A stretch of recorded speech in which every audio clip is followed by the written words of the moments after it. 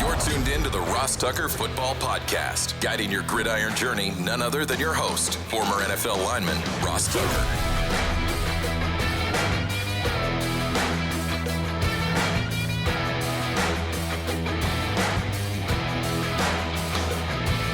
Oh, yeah, it is. But it's not just any Ross Tucker Football Podcast. It is a Finish Strong Friday presented, as always, by DraftKings. Love those guys. Love all of you. It's not just a Finish Strong Friday, though. It is a Picks Friday where I will make my pick for every other game in the NFL here in Week 14 after discussing last night's Patriots-Steelers game. It's also a Finish Strong Friday because I want each and every one of you to be like me. I'll be on Radio Row for Army-Navy all day, dominating, so that when I have a delicious steak dinner tonight, I feel better about what I got done this week for my family, finishing strong for the week. And then, of course, it's a Winners Friday. You're all winners because you listen to the show pretty much every day, which I love. 25 minutes approximately or less, your daily NFL fill. All you need to know, but those of you that go the extra mile, like Lucas Snyder, who emailed me his Spotify Wrapped thing, I love it. I love it, Lucas. Thank you. I don't ask for much. Now, I would actually prefer if you guys screenshotted the Spotify Wrapped thing and tweeted it at me at Ross Tucker NFL or at Ross Tucker Pod so that we can retweet it and show the world how much you like the show. But that's okay. I like the fact that you took the time to email me, Lucas. Ross at rosstucker.com. Sponsor confirmation email, Don Petrie. He got tickets to, I want to say Penn State, Maryland college basketball on the Game Time app and sent them to me. Really, really not expensive. Congrats, Don. Smart man. It's exactly what you should do. Game Time app using the code Ross, or any of the other codes we have for the other shows, by the way, is amazing. And then the YouTube shout-out today, it's Austin Hooper. I don't think it's the NFL tight end. I think it's a different Austin Hooper, but maybe. Hey, Austin, if it's you, dude, I'll bring you on the show as a guest. You don't just need a YouTube shout-out. YouTube.com/Ross Tucker NFL. Austin made it easy. He subscribed, and he replied to one of the YouTube videos, YouTube.com/Ross Tucker NFL, and just said, I'm just here for the shout-out. I just want the shout-out. That's fine. That makes my job very, very easy. And then the patron of the day, Patreon.com/RT Media, Peter Deschamps. Welcome to the family, Peter. We love getting new patrons. I know a lot of you just want the even money betting spreadsheet. That's fine. Just check out the other threads while you're on our private Tuckhead Slack channel. I think you'll love the crew. Shout out to Peter Deschamps. It's Big Show time. The Big Show. All right, Ross, I can finally say it. We witnessed the zappening last night. Bailey Zappi, the Patriots, they get the win over Pittsburgh, 21-18. Electric Thursday night football game. You've been waiting for this, Jack. You've been waiting to be able to say this about Bailey Zappi and the New England Patriots.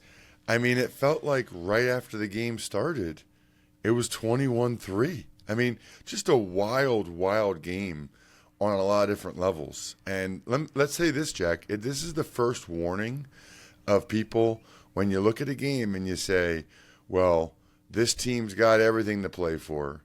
This team's got nothing to play for. Therefore, the team that's got everything to play for is definitely going to win. That's not how the NFL works a lot. And, you know, what's really interesting, too, is I'm up here in Boston. So I was watching the game with a bunch of Patriots fans. And it's so interesting because they were as surprised as anyone that the Patriots went right down the field for a touchdown to start the game with Bailey Zappi after the long throw to Juju. But some of them didn't want them to win. They want the top draft pick, you know? So they were like getting in arguments like, I can't root for the Patriots to lose. They're like, yeah, but we need the draft pick. Like, it was really entertaining to be around them for it. But how about Zappi early in the game? Both of those touchdown passes to Hunter Henry were things of beauty. And so the next thing you know, it's 21-3, Steelers fans are booing Trubisky because he had a terrible pick to Jabril Peppers, which I believe set up the second touchdown. They're calling for Mason Rudolph. And like watching the Patriots, I think Zeke got the ball like 30 times, between receiving and running. Juju had a big game against one of his former teams, the team that drafted him. And the Patriots, once they got up 21-3, they just kind of hung on after that. Credit to the Steelers. I mean, at that point, the Steelers, they kept playing. Trubisky ran around a little bit. He had a really nice touchdown pass to Deontay Johnson.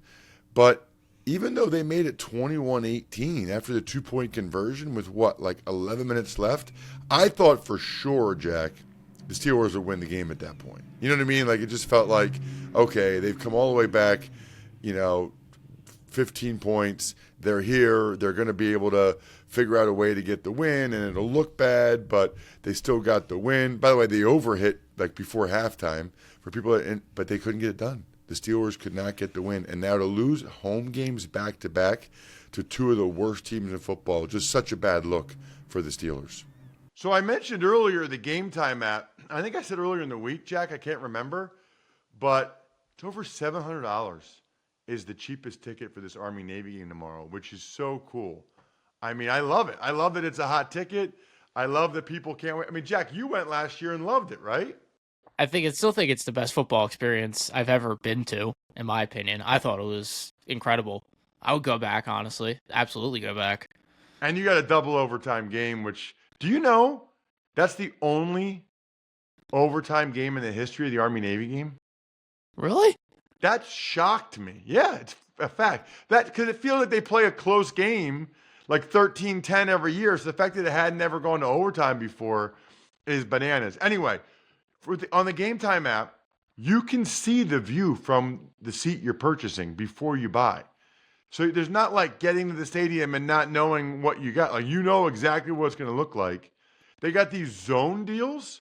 So you pick the section and then Game Time picks the seat and you get big time savings. You guys already know about the Game Time guarantee, meaning you always get the best price. So if you find tickets in the same section or row for less, Game Time credits you 110% of the difference. So you actually get more money. You save more money. Anyway, take the guesswork out of buying tickets with Game Time. I'm obsessed with this thing. Download the Game Time app, create an account, and use code ROSS for $20 off your first purchase. Terms apply. Again, create an account and redeem code ROSS for $20 off. Download Game Time today. Last minute tickets, lowest price, guaranteed. Want to know which team is going to win every single game on Sunday? Then listen up. All right, Ross, we'll start. Tampa Bay Buccaneers are at the Atlanta Falcons. I'm going Atlanta here. They're playing at home. I like the way their defense is playing. It's kind of a toss-up game, I would say. Like, I don't know that there's one team that jumps out to me that much more than the other. But I think the Falcons are a little bit better running the football. Man, I've been loving these videos of Chris Lindstrom, their right guard, and what he's been doing to people. He is very, very impressive. It's funny, the Falcons are favored by 1 point, which basically tells you, by the way, neutral site game, they actually think the Bucs are better, which is interesting. They think the Bucs are better right now. I'll take the Falcons in like a classic Falcony Bucs game, 16-13 Atlanta. Next, we've got the Los Angeles Rams are at the Baltimore Ravens. Got to go with the Ravens here, right? I mean, they're playing at home. They're coming off of a bye. They should be refreshed. They can feel it. They can feel the opportunity to get the number one seed in the NFL and the AFC, obviously. And you can't lose this game, right? They got some tougher games coming. I think they play San Francisco maybe in a couple weeks. You can't lose this game. Rams have played very well. This would be arguably the most impressive win for the Rams this year, but I don't see it happening. That would be super, super impressive. They're going up against a refreshed Baltimore team ready for the stretch run here. I think the Ravens probably, pull away late. I'll say 24-17, something like that. 24-17 Ravens. We got another divisional battle. The Detroit Lions are at the Chicago Bears. This is a tough one. This is one I've kind of gone back and forth on, to be honest with you. And that's because I don't feel like the Lions are playing that great right now. It goes back to when they were very fortunate to come from behind against the Bears a few weeks ago. Then they lose on Thanksgiving to the Packers. And even that Saints game was probably closer than it should have been. Meanwhile, the Bears, we already talked about the game against the Lions, but then they went to Minnesota and won. Then they had a bye. I think I'm calling for it, Jack. I think I'm calling for the big upset. I'm going to regret this, I'm quite sure, but that's okay. I'm going with the Chicago Bears to get this win over the Detroit Lions. I think it's going to be similar to the last game they played. So let's go 24-23. This time, the Bears get it done late, with Justin Fields' legs being the big factor. That's an underdog pick. Ross's Underdog of the Week. Next, we've got the Indianapolis Colts are at the Cincinnati Bengals. This should be an awesome game, kind of. I'm looking forward to this. I'm actually really looking forward, Jack. Next Saturday, I'll be calling the Vikings and the Bengals. That's like they'll both still be in the playoff mix with backup quarterbacks, and that'll be like a game where the loser's probably out of it, at that point. So that should be fun. Love Cincinnati. Have some good friends there. I think that's an amazing city. For this game, though, this is tough. I think I'm going to take the Colts because I just don't know that Browning can play that well again. That was on a Monday night, short week for the Bengals. Big win, everybody patting them on their back. Although the Colts went to overtime to beat the Titans. You know what? No, I'm flipping right here on the show. I'm taking Cincinnati to win a close one. I'm showing faith in Jake Browning that he can do it again. Feels like the Colts have won more than their fair share of these type of games this year. Same exact score as the last game. 24-23, Bengals get it done. I don't even know. I'm assuming probably, yeah. Oh, the Bengals are underdogs. Okay, so that's an underdog pick. Only 1 point. Another one of these really close games. 24-23, Cincy. Ross's Underdog of the Week. Next, we've got Jacksonville Jaguars who are at the Cleveland Browns. Wow.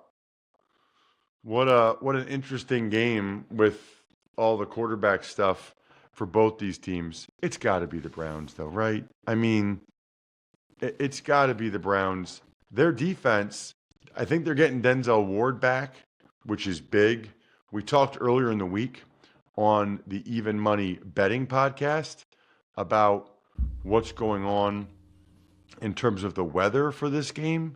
So a Jacksonville team in bad weather against a Browns defense you expect to bounce back. I mean, backup quarterback Palooza. Give me Cleveland. After 2 games in a row that were not real good for them, losing by double digits, I think Cleveland's kind of due for a win. Boy, this would be bad for Jacksonville. But I feel pretty good about this one, actually.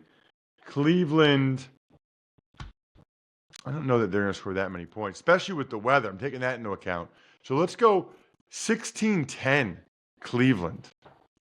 You are undervaluing the value of an Iowa quarterback and their capabilities with an offense there. We'll move to the Carolina Panthers or at the New Orleans Saints.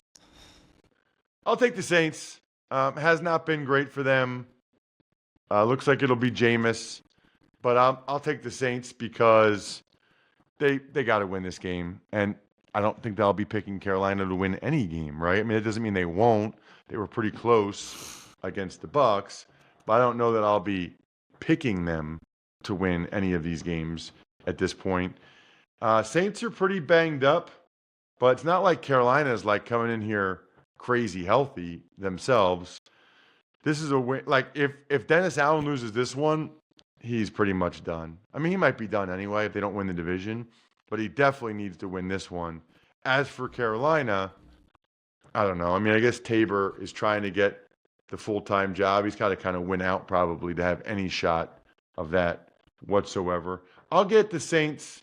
I don't think there's like a ton of points in this one. I think it's 19-16 Saints, something like that. Next, we've got the Houston Texans are at the New York Jets. Zach Wilson time again, baby. Unbelievable. I mean, I can't remember another situation like it where there's been a guy in and out of the lineup as many times as Zachy baby has been. Meanwhile, for the Texans, look, this is a game that the Texans could lose. This is a very losable game because they're going on the road. Weather won't be great. They're playing against a team that's not real good in the Jets. But the Jets, they're going to fight. They can't get worse quarterback play than they got the last couple games. Man, I could almost call another one here, another upset. I'm not going to do it, though. I'll take the Texans to win a close one because, quite frankly, I think it is a close one. I think late I have more faith in C.J. Stroud than I do Zach Wilson. But honestly, this one could go either way. Let's go Texans 17, Jets 16. Next, we've got another divisional matchup. Seattle Seahawks are at San Francisco 49ers. Did you skip Vikings Raiders? I may have. Yes. Okay. I believe you skipped Vikings Raiders. So we'll do, just so you guys know, it's not like rocket science. We just do the games in the order at the top of NFL.com. So like we're on the same page. So I don't know how that happened that Jack skipped it. You want to explain yourself, Jack? Yes, because I believe we did not get to it on Fantasy Feasts. And I copy and pasted to save myself time the time codes because they're all in the order of NFL.com. So when I copy and pasted, Vikings Raiders was left off that list. Did I miss Vikings Raiders for Fantasy Feast?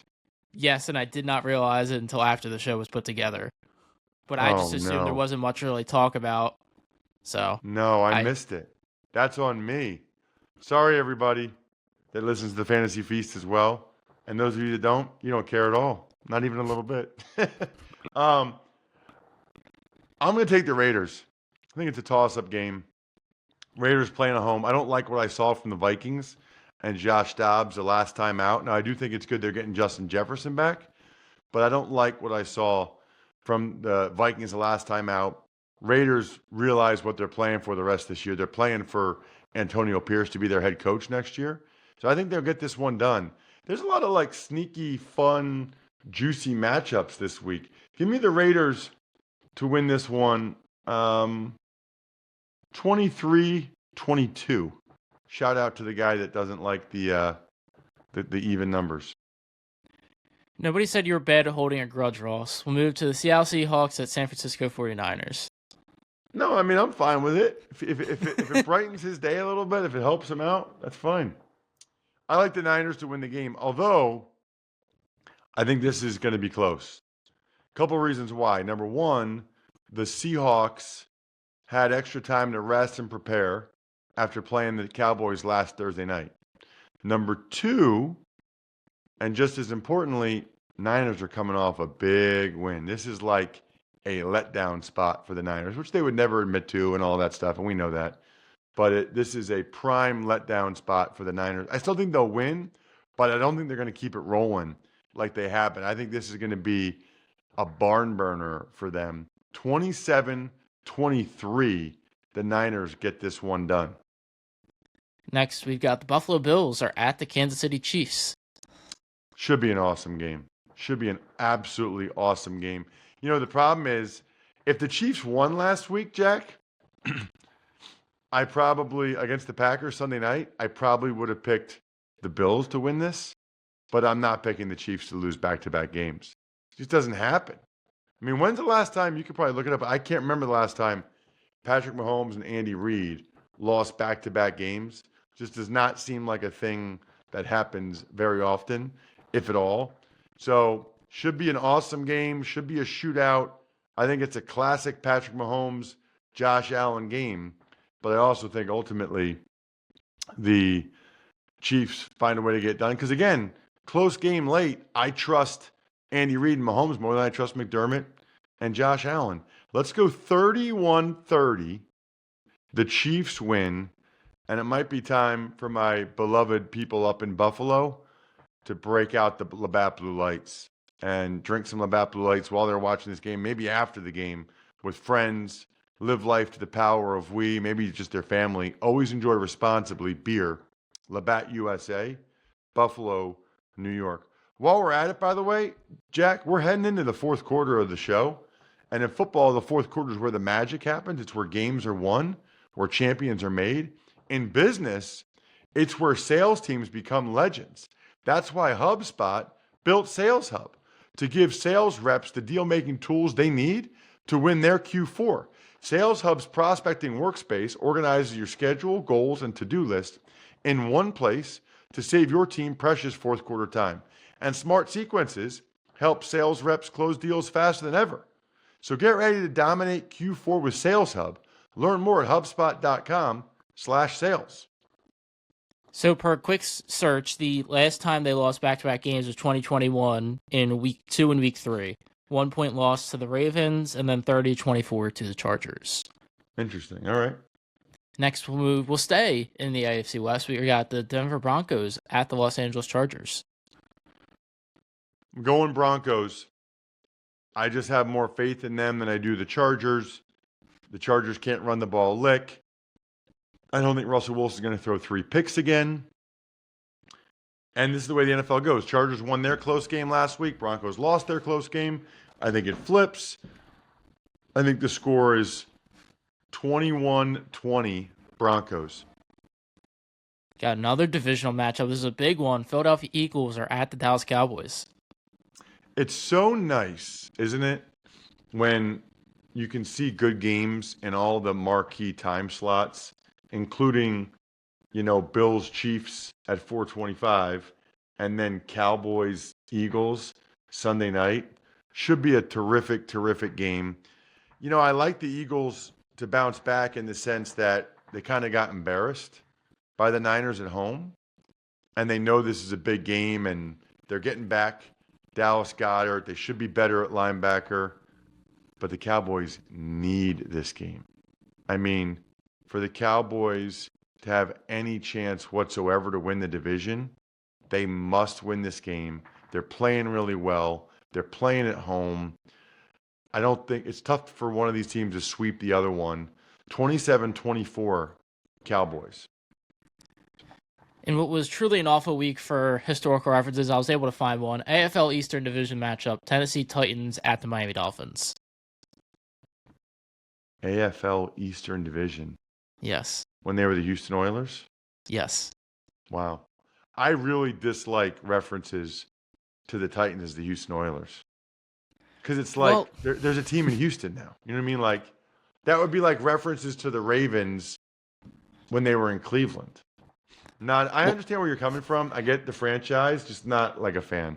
I was going to say, blame the schedule for having older franchises playing 20, 25-year-old teams. It's all that and just divisional battles. There's nothing good. This is bottom of the barrel, you could say.